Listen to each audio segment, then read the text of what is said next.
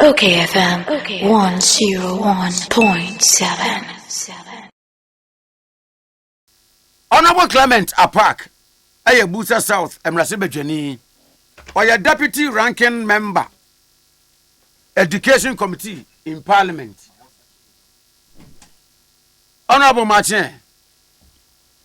Many are Kwame Amo, Mejoso, Mechia, or Pam for Mechia Tiafonina.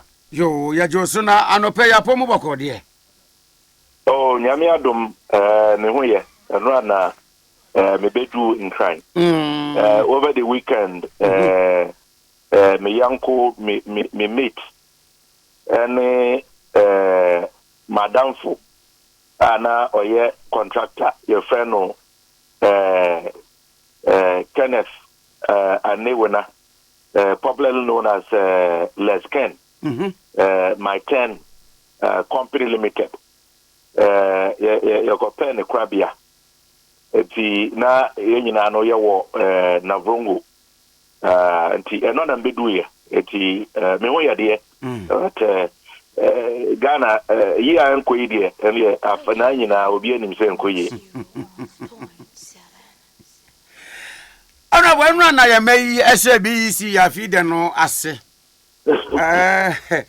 Na we de obi ba esi anampa ya ye bono se afi enkoba se enkroi bebre wo mo ho atro so ye wie na ye beka se eliki wo bebi nti ye twam na wo mo bra akwa ye kwa afi de ensem toto moni wurawura mu hwe ye no bibisa no nyame ya adom a ensi afi won na kwasa ye enkwara no enra eno mo hye ase BC na ye bompa ye se nyakopon e beka mo ho amon so no wo ma yiro mo ho esua ade dodo na se wo hwe schools a wo mo koye classrooms a wo tena mu bi kra wo mo computers da na asefo science labs wo mo bi da enso wo mo nyina ekro ba mi wogidi se wo mo nyina ebo mo modern a mo sua ade they should concentrate on focus on the papers and give them their best without trying to cheat.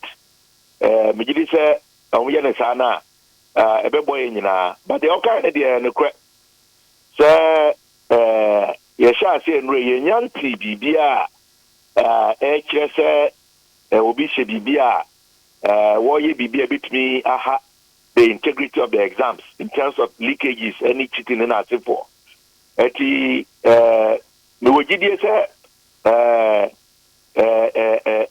Nyoma wayi edi etukwa mu abrane no mudi nkomo na wo maka che na yan so ya cheche ya adwen no megidi se omodi ye adwuma de a se beba mpo a ebebrase so obehwa wasi na etwe mu no afi yeti nyoma ba ko mienu bi but na enhyeda enye se kane no eti se ye de no esusu de ekosu ya na ebitimi atrese impono they fight against exam malpractices leakages na for no we are making some progress in that area but Obrini Beka is early days yet Honorable na we na invigilators no so anza bimu ya ho ya metekakra enura sei barekese wo abrante ba ko we de odidi anope mfa nche yen emra wo mse nso he na sia obi nim se question ba ko hu ye na ndiem shi nu na afi ndiem bom krrr pese okoja na invigilator se da bi o ma nko ema exam so ho no a o no ayo agu no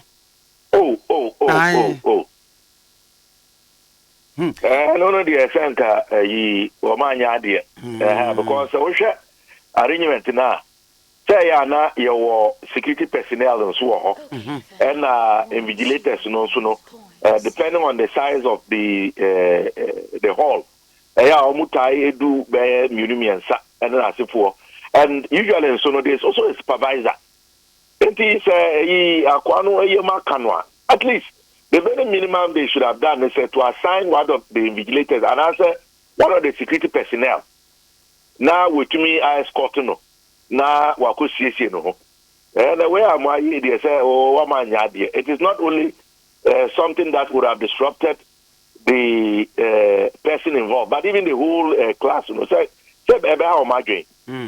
I think we can handle issues better than that. Once once you are dealing with human beings, you must be prepared for every eventuality.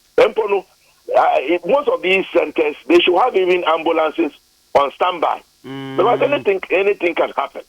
So we should always make sure, sir, we don't just look about the paper and the writing of the paper, but the conducive environment, what we need to put in place to ensure that the BB say I think we need to start thinking in that direction.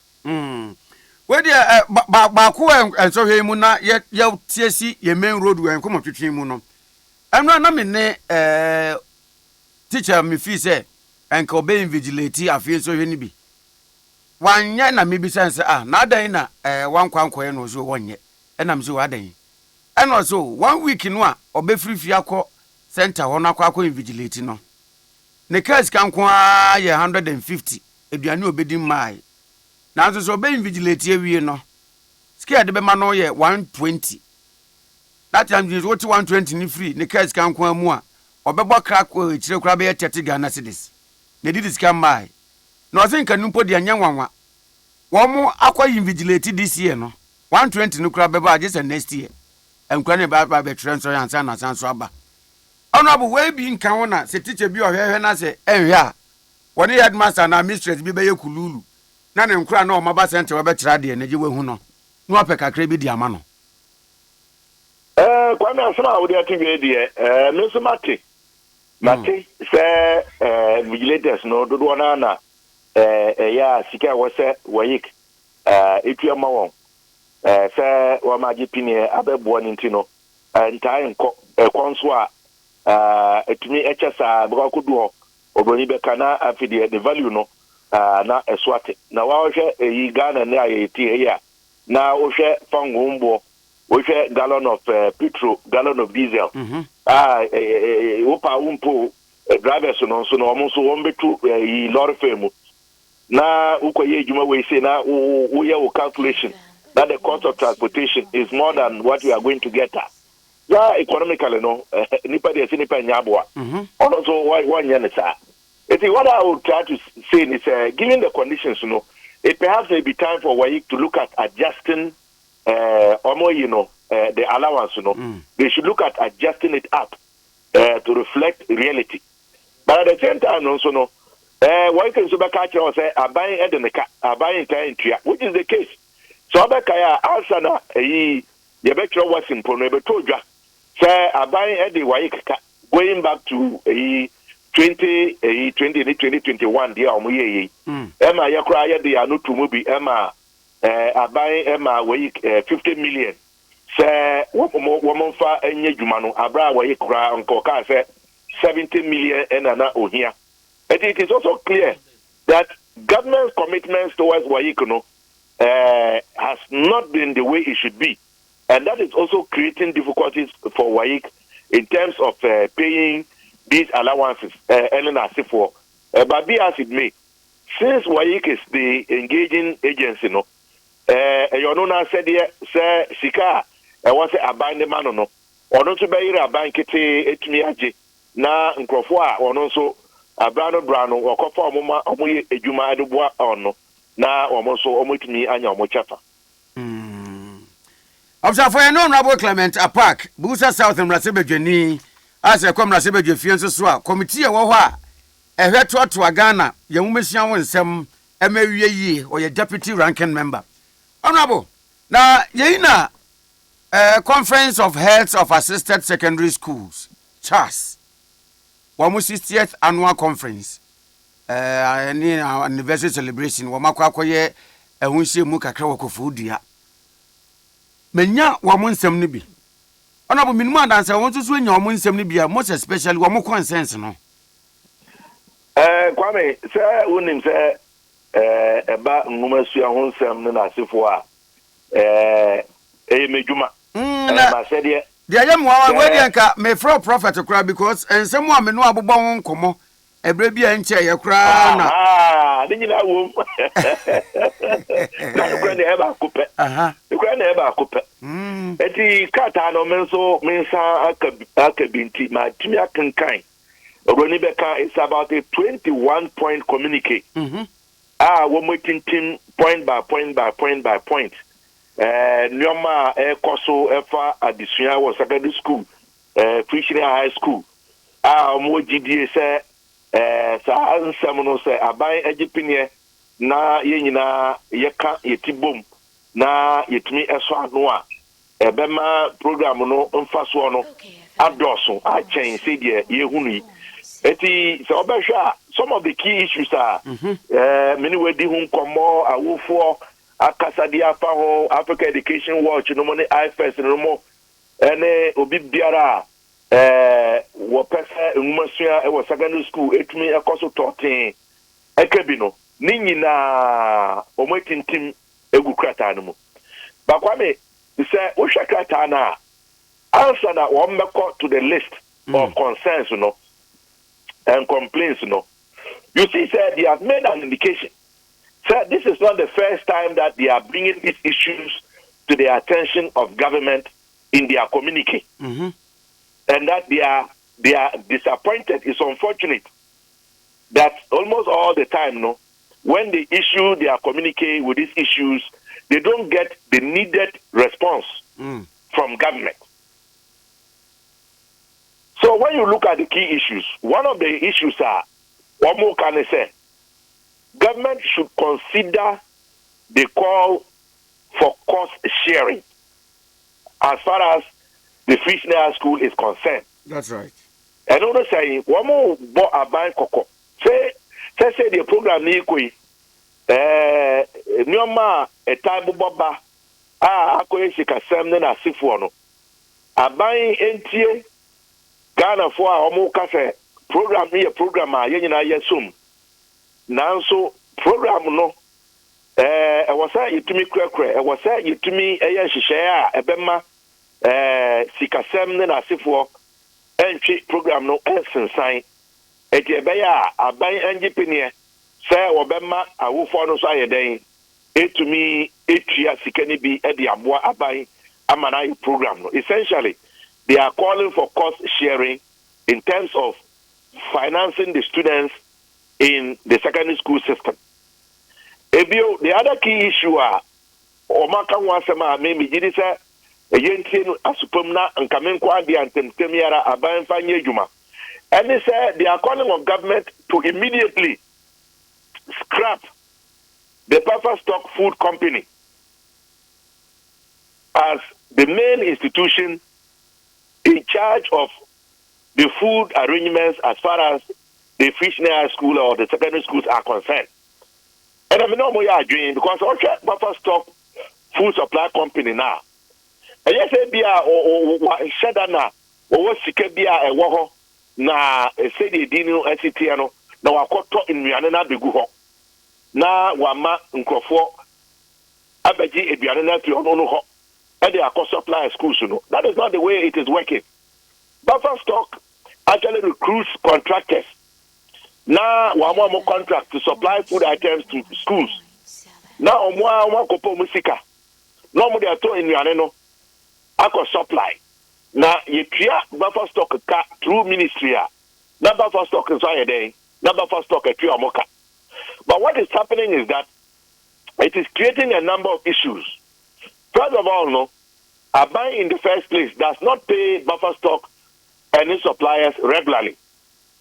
And because it is being done from the center, our headmasters, any say, they are not able to make the type of arrangements that they used to make in the past, where they knew the suppliers that they had chosen. And those suppliers would continue to supply them with food. Abra, woman waiting for money to come from central government. The Buffer Stock food suppliers, some of them are shortchanging the schools. You make it to be said 50 bags of rice. Now what the only 30 bags of rice are called. There's 100 bags of beans. Now what the 50 bags of beans are called. And so headmaster won't mean yes, order from above. Woka say, who Chirokatana, na ye intimidate too. Coming, we have instances where some of the suppliers have even supplied food items that have not been approved by the Food and Drugs Authority. You will not believe it. Ya biba ba ya see baked beans be ene nyama bi ankura no bi so a na bi asese bi nso na mo wo mu no. Very good. Come, you to me, e sheda pa esesa abo e di fra eduemu na ya increasing weight no na ya dey supply schools. So what is going on within the buffer stock arrangement itself has become a conduit for fraud and corruption and the service through over invoicing and the invoicing and the supplies to the schools. This is why the headmasters are saying, sir, buffer stock and the arrangement through buffer stock, MYN, scrap buffer stock, send us the money directly. We ourselves will find our suppliers locally. We will make our arrangements so that they will continue to supply us even when central government is not able to pay in time. So that is another key recommendation. If you want to say PTAs, can you not PTAs?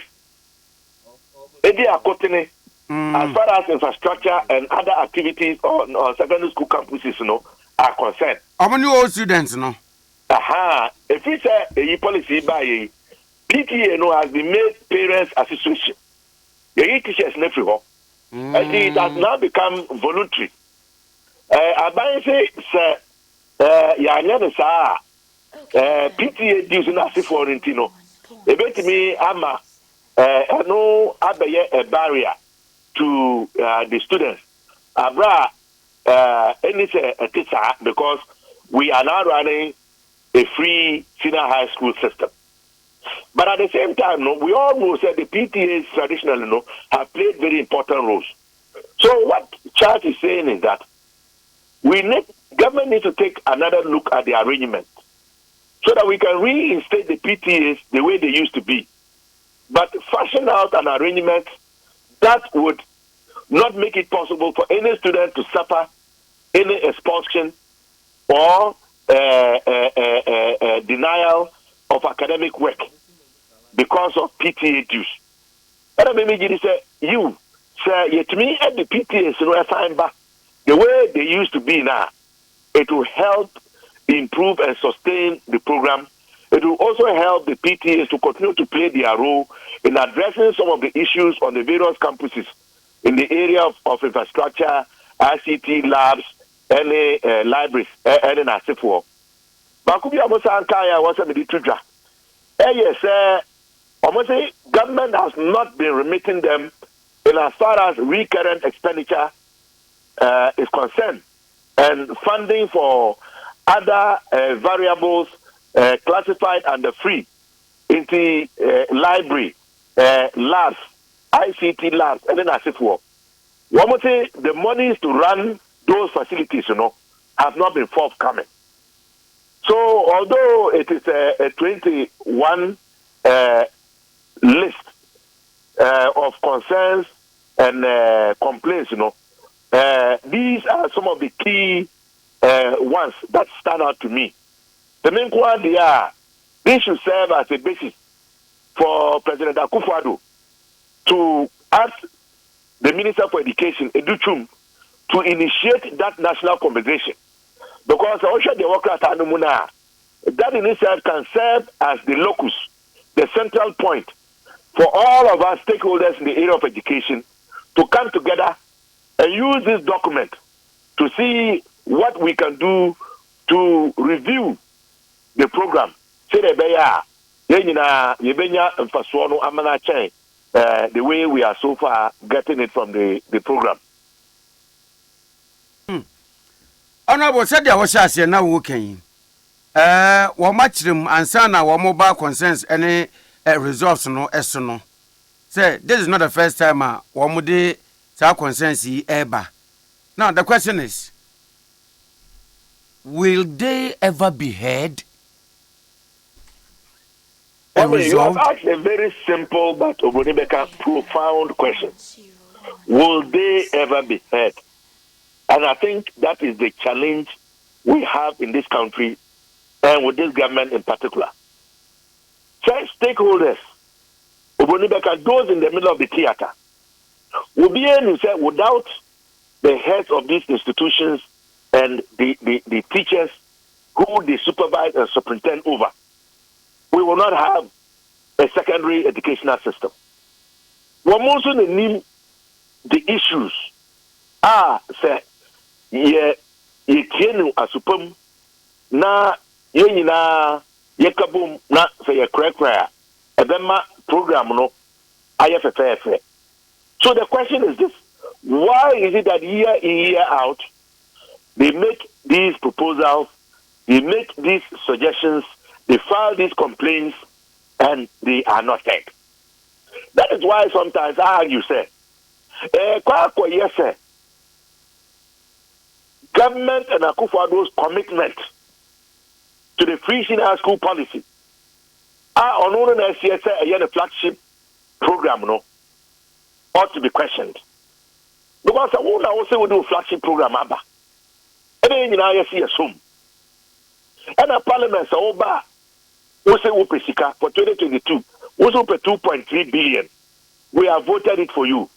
In the last 5 years, Minister for Finance, I say 7.62 billion. Yen na yasum. And the Eban is saying, and a wow flagship program. Asika also pese udebeye program no. Yet we sikana amount. And so all of these challenges are still existing. And when those who are in charge make suggestions and recommendations for action, you don't act. Because I would argue, sir, if it is your flagship program, your flagship policy, and you want to be sincere to it, most of these issues that have been coming up ought to have been addressed a long time ago. Because there is no reason why they ought not to be addressed. And the case, sir, Sikana, who can say, who can say the mouse fire program, no, and so on, then you tell us that the money is insufficient. Other than that, you know, Kwame, how do you explain how a government and a president would allow a flagship program to be bedeviled with the type of challenges here? And so, I buy a moon penny for a person by the penny. Now, one more fray in Atanasi. Now, you made you come up. Now, so, I am beginning to question the sincerity of Akufo-Addo as far as the claim that the free senior school policy is a flagship program. I'm questioning that because the action does not translate in terms of that nexus. Say this is a flagship program. Another question now will be baby say, you know this, no, the education ministry and the guardian education service, are they not directly in touch with issues your murezi yana? This a year no CHASS eba remind you. Bobby, they are fully aware because minim he was there. And he was even quoted. That was where he made the announcement that government is looking at, changing secondary education. Consideration is being given to the prospect. Secondary education will become 6 years. To suggest there will be a combination of what we know today as junior high school and the current senior high school to make it 6 years. And of course, that is what is being considered. But we all know, parliament, because it will require a constitutional amendment. But the constitution is very clear in definition of what is secondary education, and it does not include junior high school. The minister was there at the same CHASS conference here, communique by, and so he knows. And I know that he has a copy of the communique. And I mean, in Professor Opokwa Mankwatu, she also have a copy. So the question that you and I, and parents and Ghanaians should be asking on behalf of CHASS is why is it that government and the managers of our educational sector have chosen not to give attention to the issues that the heads of government-assisted secondary schools have been raising year in and year out. Honorable Ebano, Parliament, Education Committee, mobile Muhammad, because you are heard loud and clear when it comes to education. When some Mumpushi further my because it seems as a CHASS no crown or backup or more lose confidence and hoping both education ministry and Ghana education service. Indirectly, that is what they are saying. Woman to me, Pamunka. That's Obi Biara and Sadaka communicate. Say, Okan Kaya. It's a Usha preamble, no cry, Sana. One more listed complaints and concerns now. So, Wamaka, say, this is not the first time. And it is unfortunate. I mean, the use of that language alone is to draw attention. So, essentially, no. Kwame, one more soon, I said, Menu, sir. Wamo de wama bre yentie won eso mo pe kama fo me ne wono yenso enye den yensom na yembo kokko say e be ya abam mpenifo ebetie omo sufre. I think that is why they chose to couch the language the way they did it, but indirectly no they are expressing disappointment in the ministry and the GES.